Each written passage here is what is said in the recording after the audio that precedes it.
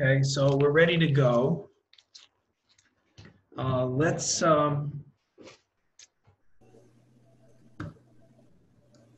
see where we are. I always like to start out by just reviewing where we are and what's coming due and so forth.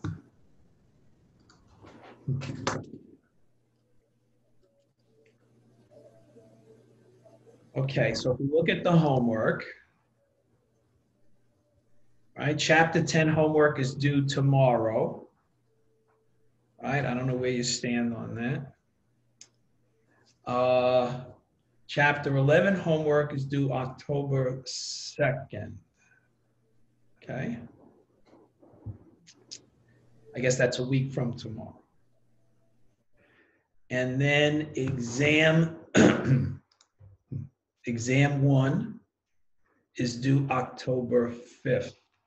Now, if we look at exam 1, it's due October 5th. However, there's a window. So you can take it between October 1st and October 5th. All right. Let me do something that I don't do all the time, but since it's the first test, I want to, walk you through it.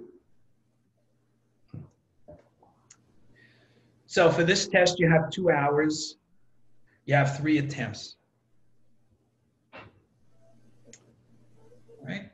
2 hours and 3 attempts. Let's look at the exam, right? Don't get too excited about this because, your numbers will be different. But I just want to walk you through what you can expect. So this first problem looks like it's from Chapter 9. It's bonds that were issued at a discount. What journal entry do you make when the bonds are issued? And then what journal entry do you make the first time you have to pay interest? So we've done problems like that, right? So that's the first problem. The second one is the same kind of problem, except the bonds are sold at a premium. So what entry do you make when the bonds are sold? And what entry do you make on the first interest payment, right? So at least you have some idea what to expect. Next problem, right? It's kind of more of the same, only in this problem, you have to do the schedule. Remember I showed you how to do the schedule, the table, just for the first year, right? So you have the day the bonds are sold, the first interest payment, the second interest payment, right? And these bonds look like they were sold at a discount, right? Sold at a discount. And then you make the journal entries, right? When the bonds are sold, the first payment, the second payment.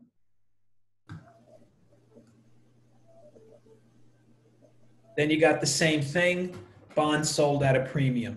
So you have to do the schedule, the table, right? For the day the bonds are sold, the first interest payment, the second interest payment, and then make the journal entries. Now the journal entries are easy to make once you do this because you have all the numbers right here. Then there's a problem here on retiring the bonds. Remember, we pay off the bonds before their maturity, right? What journal entry do you make for that? And in this case, and I can't guarantee yours will be the same, but in this case, there was a gain, right? There was a gain.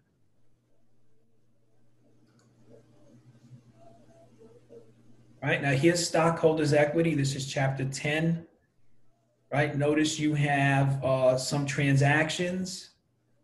They tell you that there are 2 classes of stock. It's the first year of operations. And again, whenever you see first year of operations, it means that there's no numbers that are carried forward from the prior year. New companies start out at 0. So what entries do you have to make? You've got to issue common stock. You've got to issue preferred stock.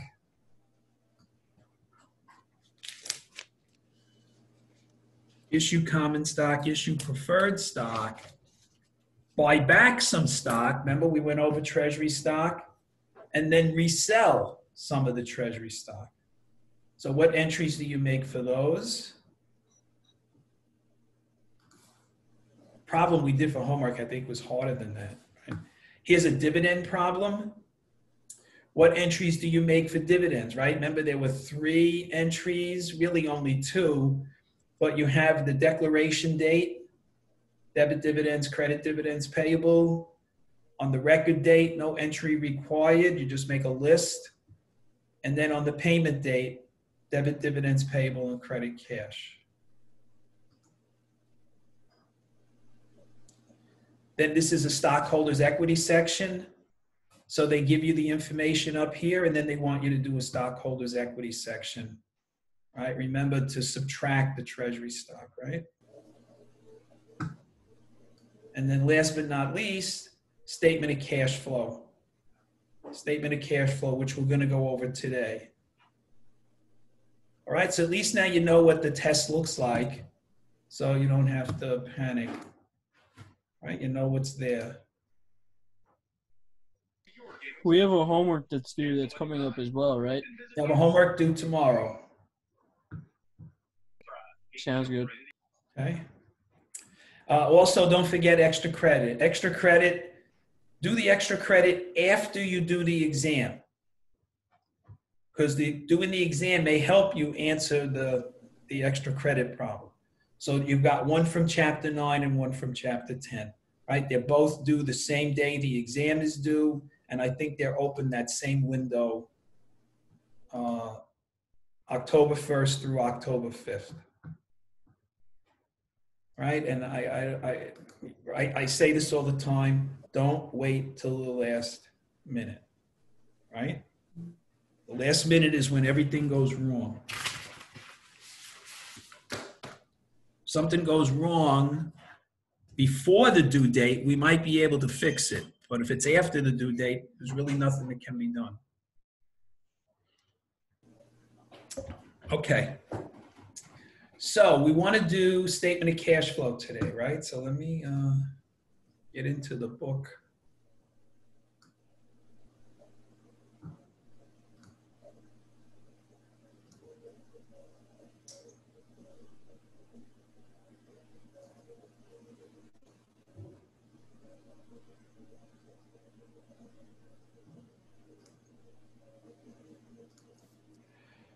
So why do we need to have a statement of cash flow? Let me see. I can show you something here. Let's see.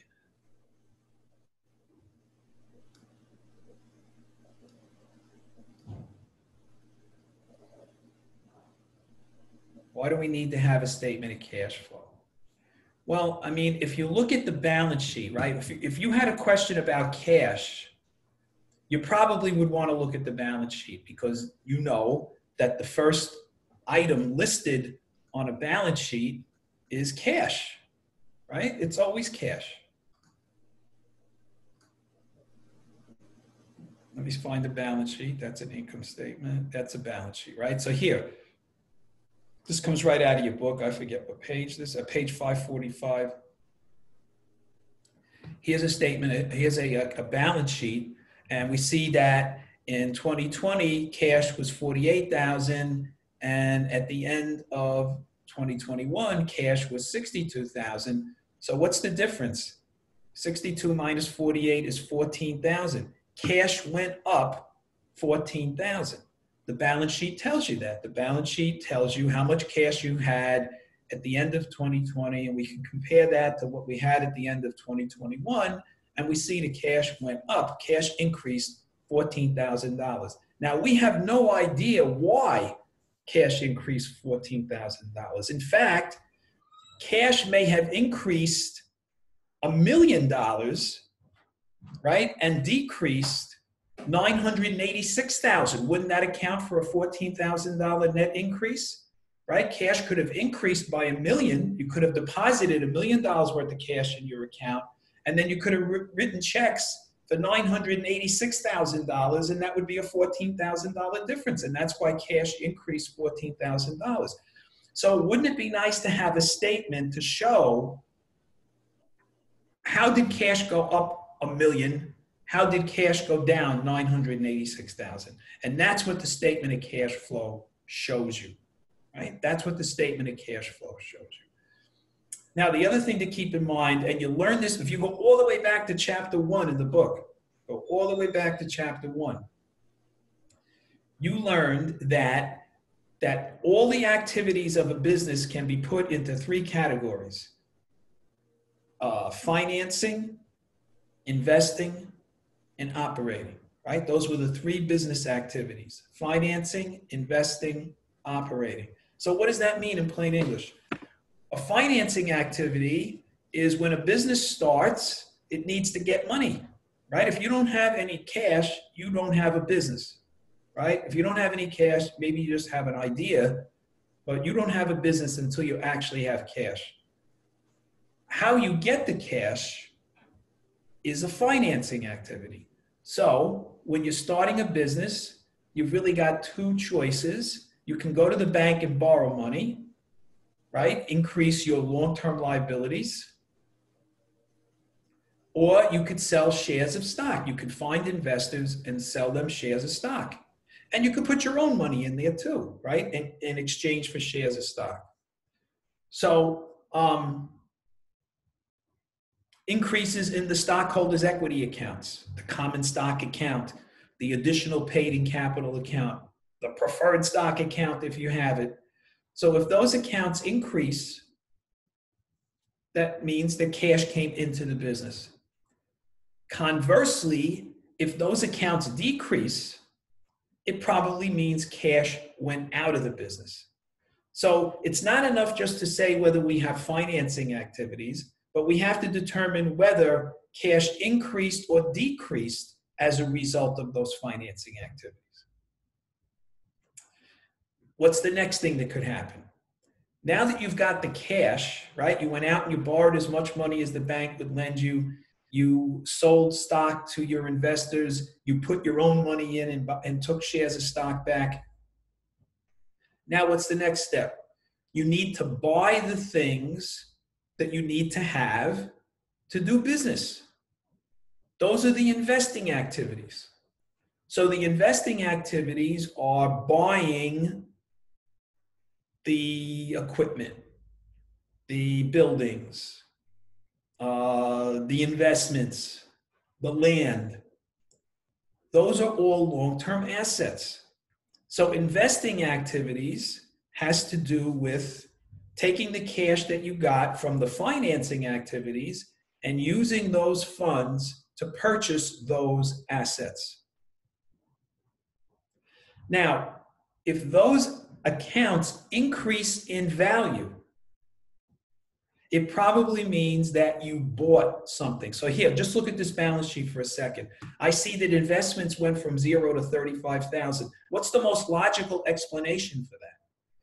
You bought investments, right? I mean, how would investments go from 0 to 35,000? You didn't just wave a magic wand over them. You had to go out and buy those investments. That's the most likely reason that those investments went from 0 to 35,000. The land, look at the land. It went from 80 to 70. What's the most likely reason an asset like land would decrease? It probably means that you sold it. Maybe I have a piece of land that's included in this 80 that cost me 10 that I sold. So that would explain why land would decrease from 80 to 70.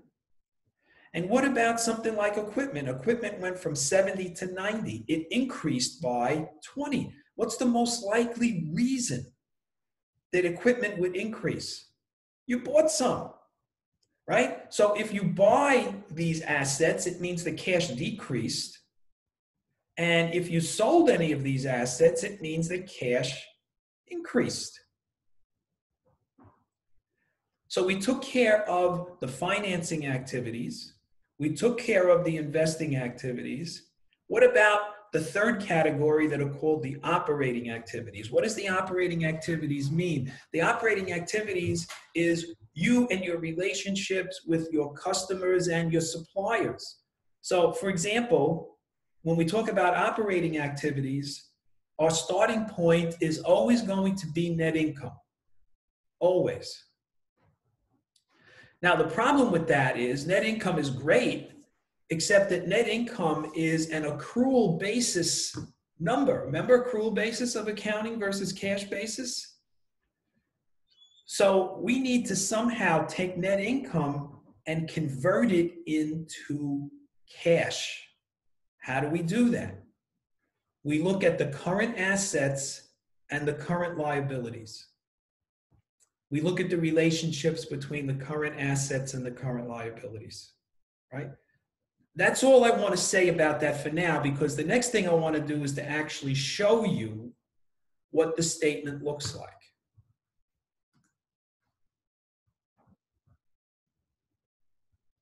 Let's see, they give you one to begin. Let me see. Okay, here's a statement of cash flow. Here's what it looks like. Operating activities, investing activities, financing activities. You see? So let's start with the financing activities, because that's the way we talked about it. And remember what happened in the problem that we just looked at. When we looked at that balance sheet, cash was $62,000 at the end of 2021, and it was $48,000 at the end of 2020. Cash increased by $14,000. And the statement of cash flow is going to tell us, how did that happen? What happened to financing activities, investing activities, and operating activities to add up to that $14,000? So let's start with the financing activities. Now look what happened here. The company sold stock for $5,000. If we go back to the balance sheet, right, we'll see that cash, I hate to keep bouncing around like this because it gets, I don't want to confuse you, but I want to see on that balance sheet, I should be able to see that that cash, that common stock went up by $5,000. You see it? It went from 100 to 105. We sold stock for $5,000 cash. Right? And also, what happened in financing activities? We paid a cash dividend of $12,000. So what's the net of all of that? 5,000 minus 12,000 is a minus 7,000. So the net cash flow from financing activities was a minus 7,000. So for financing activities, where do we look? We look at the long-term liability accounts. We look at the stockholders' equity accounts. Increases in those accounts mean cash came in, like this 5,000. Decreases in those accounts mean cash went out. And I think it's easy to visualize. Payment of cash dividends means cash decreased, right? Now let's go back and look at the investing activities. For investing activities, we need to look at the long-term assets. Here you can see that investments is a minus 35,000. Well, why is it minus 35,000? If you remember what we said a few minutes ago, what happened to investments? It went from 0 to 35,000. So we bought investments for $35,000, right? And when you get these problems, they always give you additional information down here like this, right? So here, we took care of the issued common stock for $5,000 cash. We took care of declared and paid cash dividend of $12,000. Those were financing activities. We looked just now at this $35,000 purchased stock, right? What other long-term investments are there? There's land. Notice the land went from 80 to 70. That means land was sold. Now, when land is sold, it could have been sold at a gain, or it could have been sold at a loss, or it could have been sold for break even. All I know is that land went from 80 to 70. I don't know how much cash I received for that. So usually I have to look for something else. So here, they told me, sold land originally costing 10, that accounts for the difference between the 80 and the 70, right? Sold land that originally cost me $10,000 for only $6,000, resulting in a $4,000 loss. Well, as far as cash is concerned, I got $6,000 for that land. Remember, this is a statement of cash flow. So I'm interested in how these transactions affected cash. So if I go back now and look at the statement of cash flow, I got $6,000 from the sale of land. Right? Now let's go back and look again at the balance sheet, because there was something else that was there. Oh, by the way, here's the income statement. See the loss on sale of land, $4,000?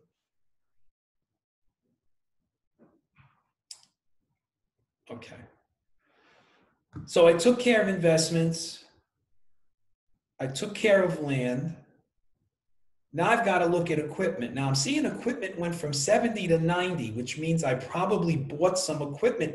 And normally when I buy equipment, it means I probably paid cash, but maybe I didn't, right? It's not automatically that I paid for cash. The other thing here too, accumulated depreciation went from 14,000 to 23,000. It increased by 9,000. Let's look and see how much depreciation expense was on the income statement. Depreciation expense was 9,000. So that explains why accumulated depreciation was 14 plus 9 is 23. Fine. Now I have to look and see, why did this go from 70 to 90? Did they say anything down here? Purchased equipment by issuing a $20,000 note payable due in 3 years to the seller. Look at this, class. No cash was exchanged. If no cash was exchanged, it does not go on the statement. It does not go on the statement. Okay? So we can ignore this. We can ignore it. What they tell you to do is not to totally ignore it, but look what they do. They put a sentence down here on the bottom. They call it non-cash activities, purchased equipment by issuing notes payable, $20,000, right? So you don't ignore it entirely, but it doesn't enter into the calculation of cash because you didn't use cash. You debited equipment and you credited notes payable. There was no cash involved, so it doesn't go on the statement except down here on the bottom. So we took care of financing. We took care of investing. Now we have to do operating, and operating is the tough one, right? Look how long it is. Operating activities is the tough one. So we always start with net income, right? And remember what I said, net income is an accrual basis number, and I want to convert that to a cash number, right? This number down here is a cash number. So how do I do that? I have to look on the income statement, and I have to, first thing I'm going to do is look to see if I had any expenses where I didn't have to pay cash. And the classic one is depreciation, right? Depreciation expense, you never pay cash. That's an expense, yes, but you never pay cash. You don't write a check out to Mr. Depreciation, right? Doesn't work that way. So we're going to add depreciation expense back to net income. Now, what about the loss on that sale of land? I picked up down here the $6,000 cash I received. Remember, this is a statement of cash flow. This is the number that's important to me, this $6,000. This $4,000, it's a loss technically, but I didn't write a check to anybody for that $4,000, did I? So that's another type of adjustment I have to make. I'm going to take this loss and I'm going to add it back. If it were a gain, I would subtract it, right? So add losses, subtract gains. Now I have to look at the current assets and current liabilities, and this is where people start to lose it, right? We have to look at the current assets and the current liabilities, and the first thing we want to do is determine whether there's an increase or a decrease. So forget about cash. We know cash is already the 14,000. What about accounts receivable? It went from 20 to 27, increase of 7, right? I means increase. Inventory went from 45 to 35, a decrease of 10. Prepaid rent went from 2,000 to 4,000, an increase of 1. Okay? Now, this is something that you just have to remember. When we're doing the statement of cash flow, we need to take these current assets and we need to determine if there's an increase or a decrease. If a current asset increased, you need to subtract that amount. If a current asset increased, you need to subtract that amount. If a current asset decreased, you need to add that amount. So this $7,000 increase, this will get subtracted. This $2,000 increase, this will get subtracted. This $10,000 decrease gets added. So let's go back and look at the statement of cash flow. Increase in accounts receivable gets subtracted. Increase in prepaid rent gets subtracted. Decrease in inventory gets added. Right? So that's something you just have to remember. What about current liabilities? Current liabilities are just the opposite. Current liabilities, if they increased, we added. If they decreased, we subtracted. So accounts payable went from 27 to 22, a decrease of 5. Interest payable went from 1 to 2, an increase of 1. Income tax payable went from 7 to 5, a decrease of 2. Subtract the decreases, add the increase. All right, go back and look at your statement. Decrease in accounts payable, subtract. Increase in interest payable, add. Decrease in income tax payable, subtract. Right, now you'd add up this whole column. Plus 42 minus 9 plus, plus 42 plus 9 plus 4 minus 7 plus 10 minus 2 minus 7 plus 1 minus 2, 50. All right, so now, and that's the hardest part of the statement, the operating activities, right? And again, there's no shortcut. You're just going to have to struggle with it until you figure it out. So now what we want to do is we want to take the 3 activities, operating 50,000, investing minus 29, financing minus 7, comes out to a net plus 14.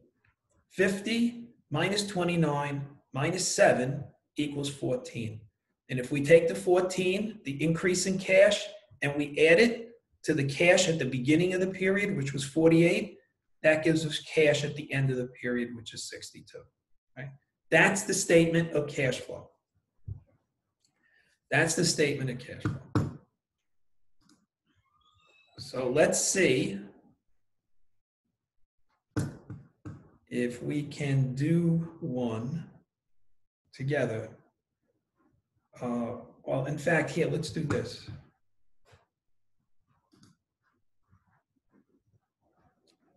How you doing?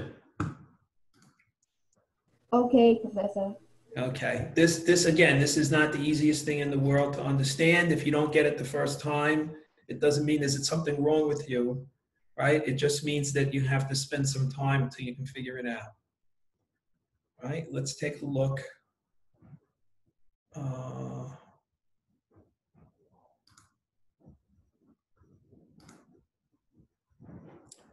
What I did here, this is brand new. I just put this up this morning. This is what I call a pro forma statement. In other words, it's a sample. Okay. So here's the statement of cash flow. We start with the operating activities, start with net income, then look for your non-cash items like depreciation. You add that back. You look for your non-operating items. That's like your gains and losses, right? You add the losses, you subtract the gains. If current assets increase, you subtract those amounts. If current assets decrease, you add those amounts. If current liabilities increase, you add those amounts. If current liabilities decrease, you subtract those amounts. right? And that's how you get your cash flow from operating activities. For your investing activities, look at your non-current assets, right? Your long-term assets. If those increased, you subtract those amounts. If those assets decreased, you add those amounts. Now, again, I say add those amounts. You have to figure out how much cash came in from the sale, right? If you sold an asset, you have to figure out how much cash came in. If you're lucky, they'll tell you. If they don't tell you, then you'll have to figure it out. For financing activities, increases in long-term liabilities get added. Decreases in long-term liabilities get subtracted. Increase in the stockholders' equity accounts get added. Decreases in the stockholders' equity accounts get subtracted.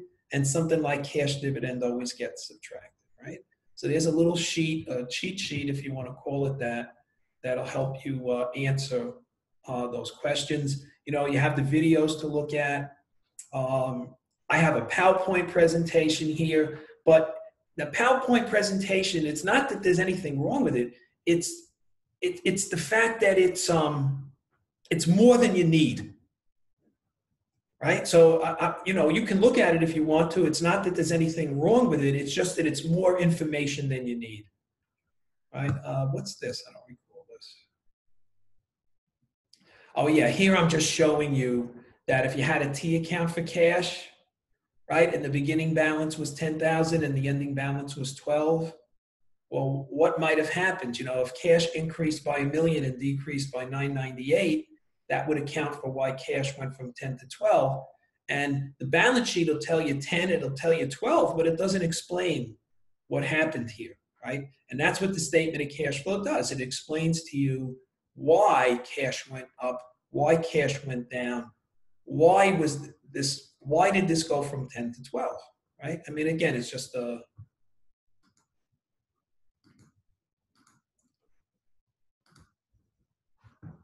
okay, now here's the homework problems. Here's the answers to them. Okay, we had 2 problems for homework. We had problem 11-2A and I think 11-4A, right? Okay.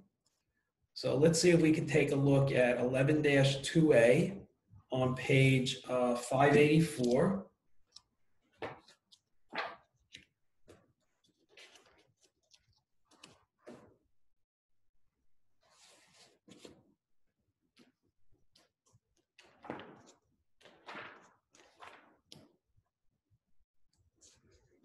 Page 584.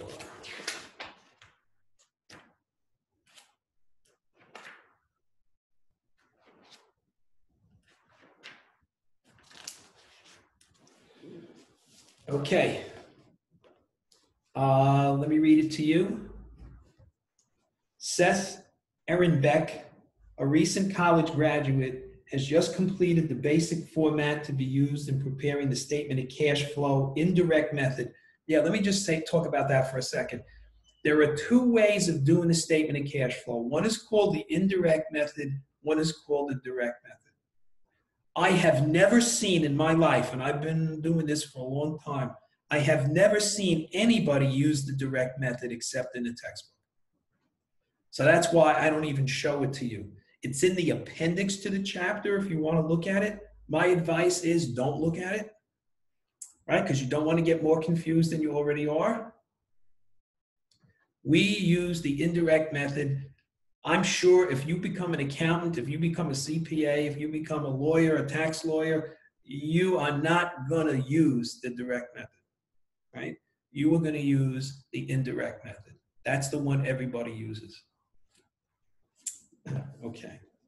All right. So they give you kind of a worksheet here, right, where they show you cash flow from operating activities. They kind of lay it out a little bit. Cash flow from investing, cash flow from financing. They give you the answer effectively, right? They tell you cash increased by $3,765, and then they tell you the beginning cash and the ending cash, right? So now we have to take, listed below in random order, are the line items to include in the statement of cash flow. So operating activities, we always start with net income, always. always start with net income. Net income is 12,400, and then you could check these things off as you use them. Now we need to make, I just say adjustments, right? They have a long name for that. They say adjustments to reconcile net income to net cash flow from operating activities, right? And I'm sure when you do the problem in Connect, that's the way it'll be. But I'm just abbreviating here, and I'm using the term adjustments. And what we're going to do is we're going to look for the non-cash items like depreciation expense. So depreciation expense, it's here on the list. Where is it? It's the third one down, 5,464. And what do you do with it? You add it. Right? Now, when you're doing this problem in Connect, you don't have to say the word add. You don't have to say the word less. Okay? I'm putting that in there to remind you if that's what you have to do. Sometimes you add, sometimes you subtract. When do I do it? Well, that's the key. That's what you have to remember. Okay, now I would look at the list and see if they have any of those non-operating items like gain on sale of equipment or loss on sale of investments or gain on sale of land, any of those things. They don't have it on that in this list. So we can just ignore that now. Now we want to look for current assets. And if I go down the list, I see that there was an increase in accounts receivable.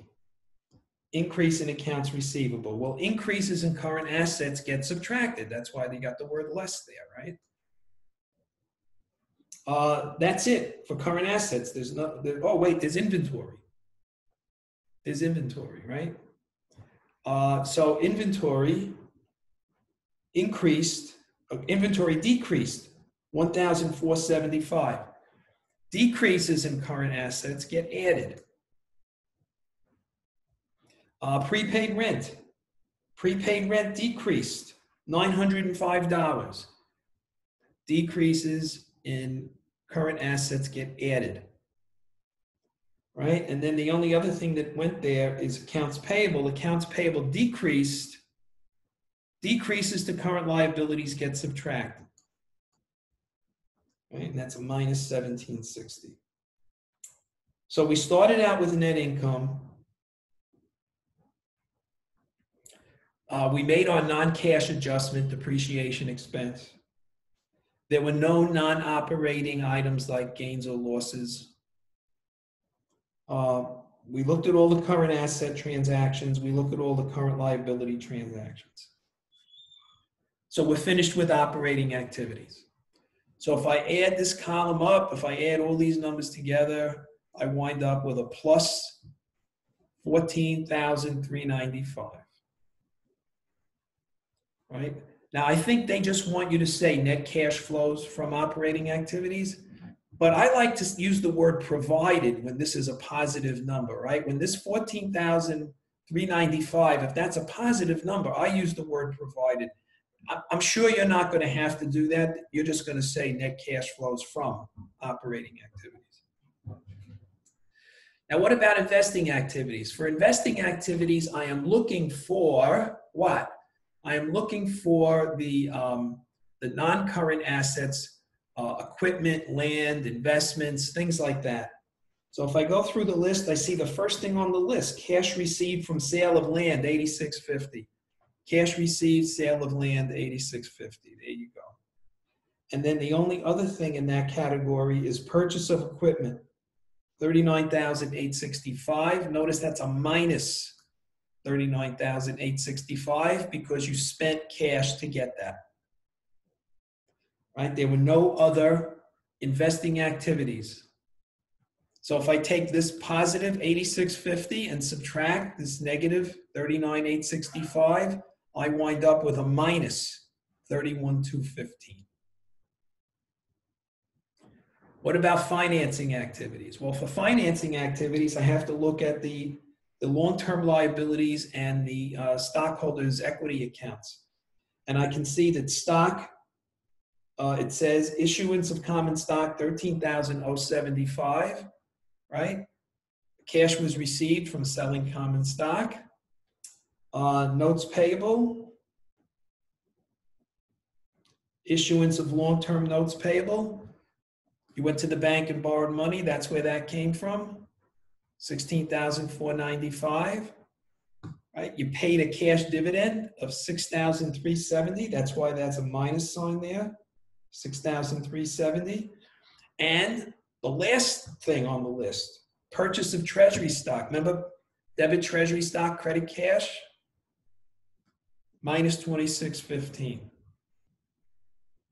So when you total all of these together, you wind up with a plus $20,585. And then when you add the three amounts together, $14,395 minus $31,215 plus $20,585 gives you a net increase of $37,65. Add that to the beginning amount of $75,10, and you wind up with an ending balance of $11,275.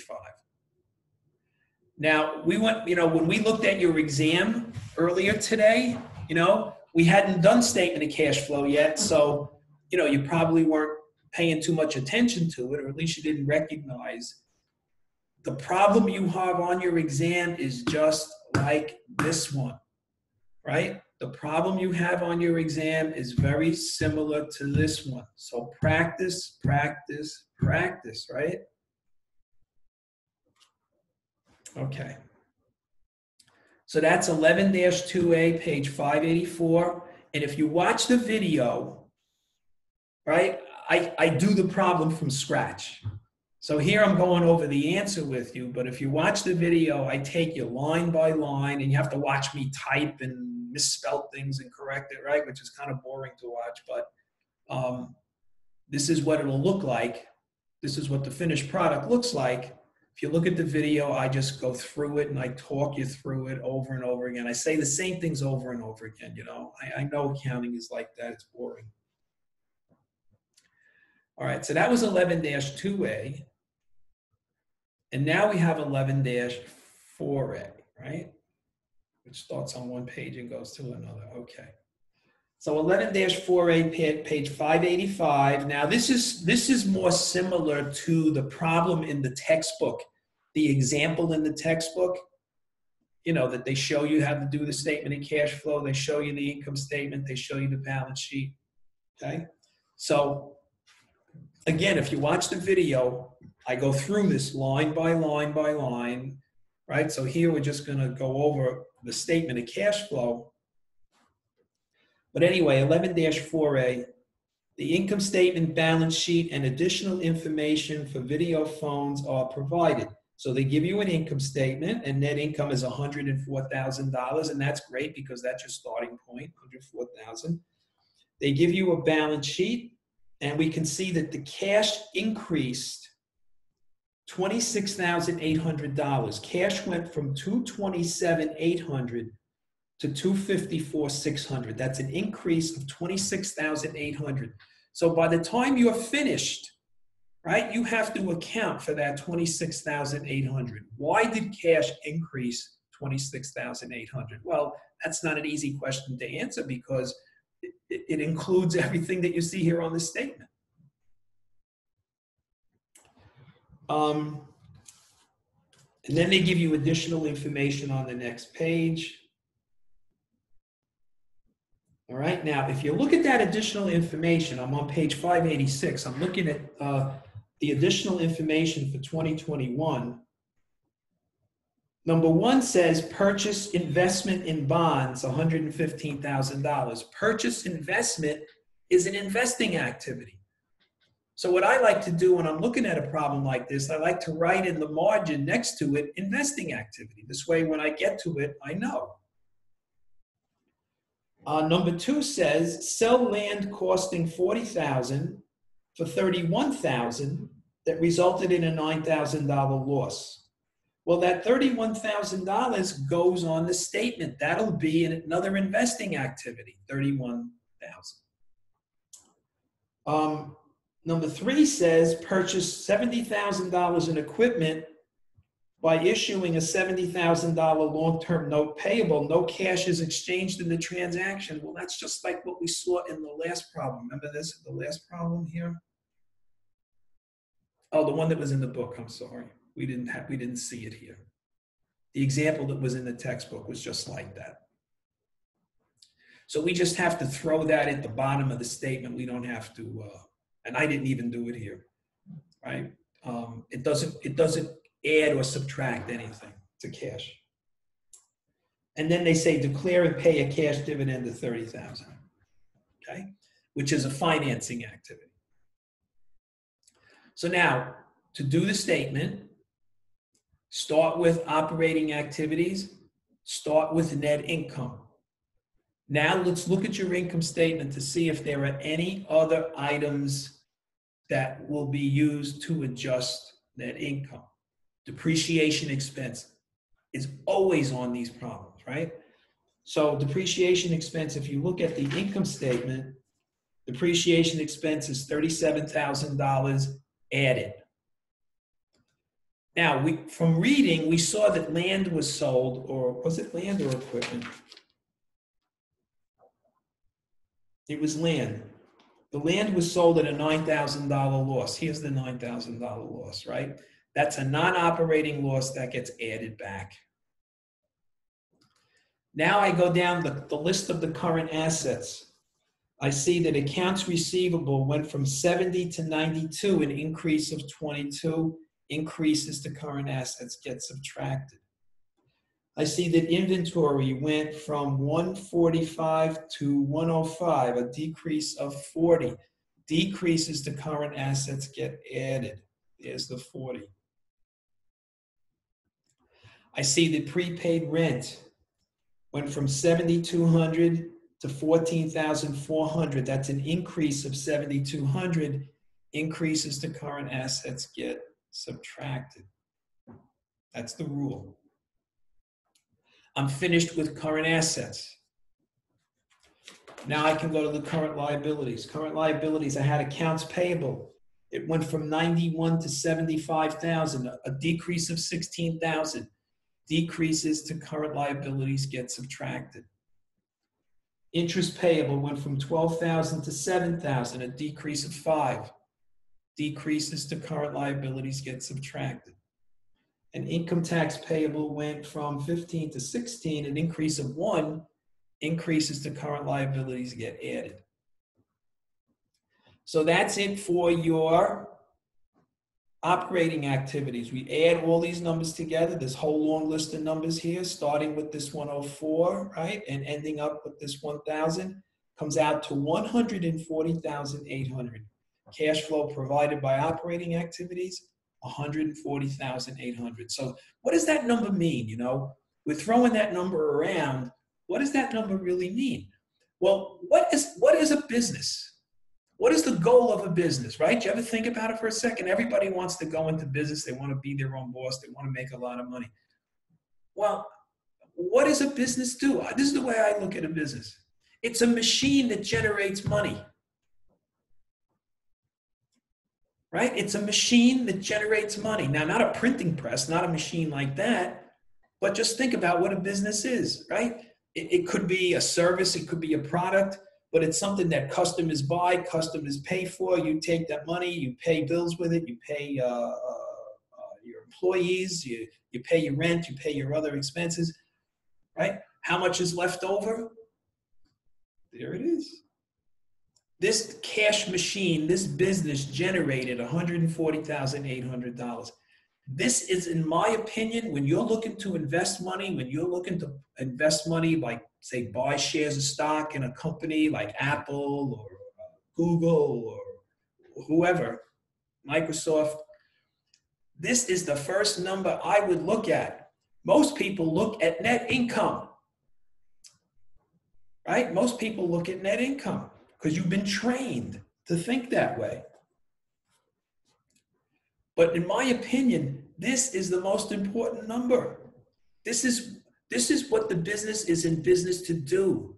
It's in the business of generating cash, right? And now you need to go back and analyze all these things, these adds and subtracts, to see if those things are in line, right? I wish I could teach you that. I don't know it myself, right? But all I know is that this number is super important. Okay. So we took care of the operating activities. Now it's time to do the investing activities. And for the investing activities, we want to look at the long-term assets. And if you go back to the balance sheet, you look at the long-term assets, you've got investments, land, equipment, and accumulated depreciation. Now, accumulated depreciation, usually the reason why that goes up is because of depreciation expense. So accumulated depreciation went from 44,000 to 81,000. That accounts for the $37,000 in depreciation, right? Fine. But what else is there? Investments went from 0 to 115, and they told you purchased investment in bonds for 115,000. That's why we have to put this 115,000 here, and that's why it's a negative number, because we had to pay cash to get that. Remember, anytime cash decreases, we have to minus. Anytime cash increases, we add.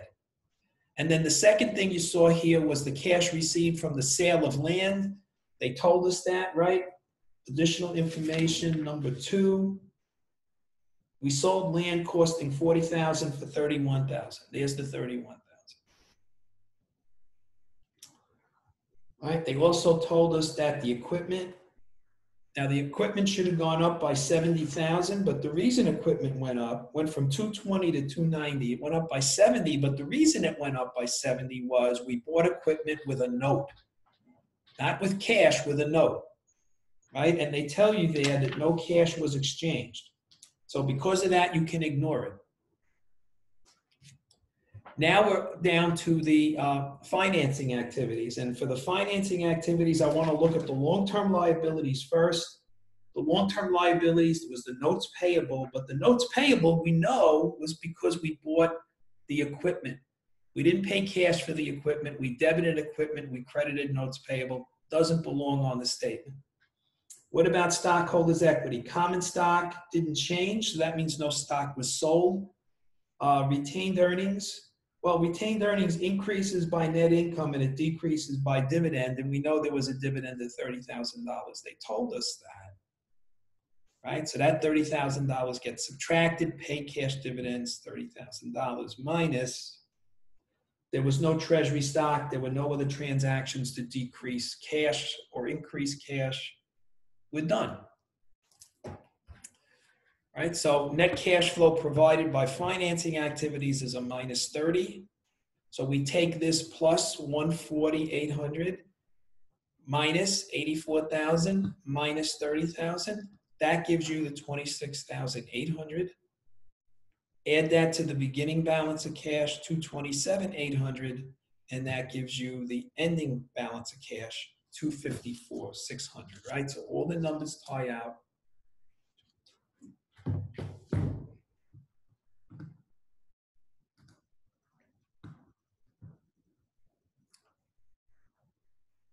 Okay, I know this is, again, this is a mouthful, a handful, however you want to look at it.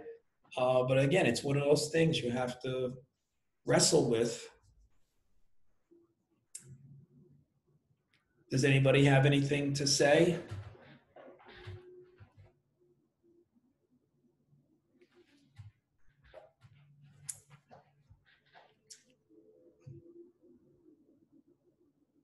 No? Tongue-tied?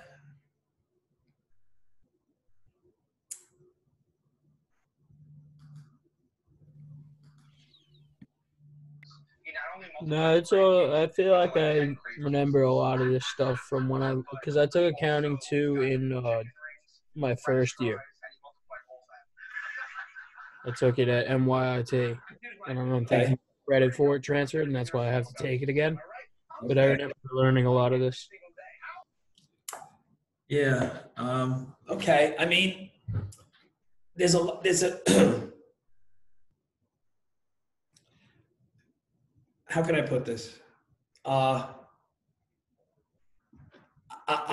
going much lighter than I usually do in this topic because, you know, if we were together in a classroom, I could show you some things that I really can't show you this way, right? But if you look at the videos, if you look at the PowerPoint presentation, you'll see that you could use T accounts to trace the transactions through to determine whether they increased or decreased cash, but it's overkill. You really don't need that in order to be able to answer these questions.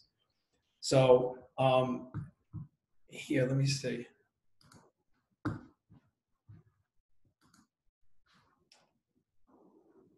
Right, this thing really may not look like much, but try to have this in front of you when you're trying to do the problems, because it'll jog your memory, right, of what to do. And remember that when you take your exam, the question is like the first one.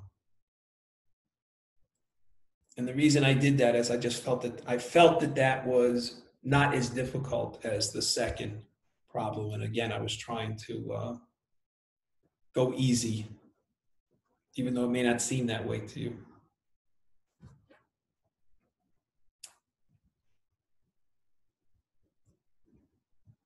Any, and back in the old days when we used to go to class every day, and look at each other in the face, remember those days? I would take 2 weeks to do something like this, and I would go over every problem in the book with you, which I think, looking back, I think was probably too much. But, again, this is one of those things where practice makes perfect. The more you do it, the better off you'll be. All right, so I want to give you a heads up on something. Next week's class, I'm not sure if I'm going to be able to make it. So I'll let you know what's going on. I'll try to get somebody to cover for me if I can't make it. I'm moving. I sold my house and I'm leaving Long Island. I've had enough. So I may not be able to have class that day, that one day. I'll try to get somebody to cover for me, but if I can't, the wheels just keep turning, right? The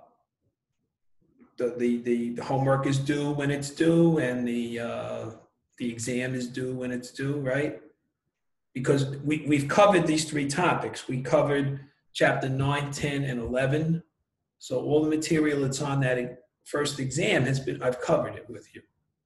So now it's just a matter of you, reviewing it and going over it. And that's why another reason I wanted to show you the first exam, because I wanted you to, just to get a feel for what's going to be on it. I will make every effort to be here. Okay, so don't look at it as a vacation. And for some reason, I can't be here. I'm almost positive I can get somebody to cover for me. But in the likelihood that I can't, I just want to give you the heads up that, you're still responsible to do your work on time. You can email me during the week if you have any questions. If you're stuck on anything, you can contact the Learning Center people. If you go back to the announcements that are on the, if you go back to the announcements, one of the announcements I have here on the Learning Center. So you could go back and, right, here's the Learning Center. So you could email Bob, Deanna, and he'll assign somebody to you to help you out. So between that and the emails, to me, you should be fine.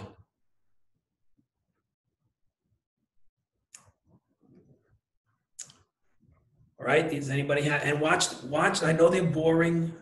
But watch the videos. They'll help you.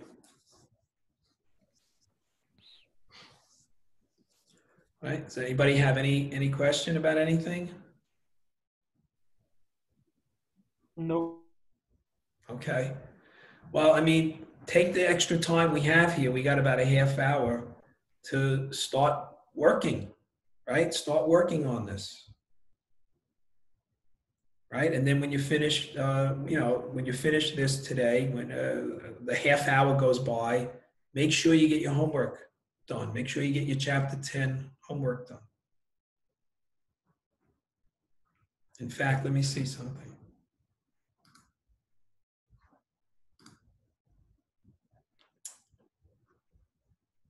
Okay. Okay, well, 4 of you finished.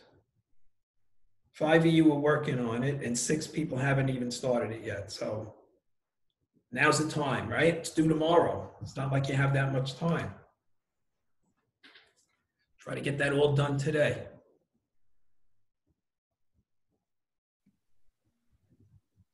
All right, guys? Yes, Professor. Okay. So why don't we end it now? And, I'll let you know what's going on. If you have any questions, you get in touch with me, okay? Yes. All right.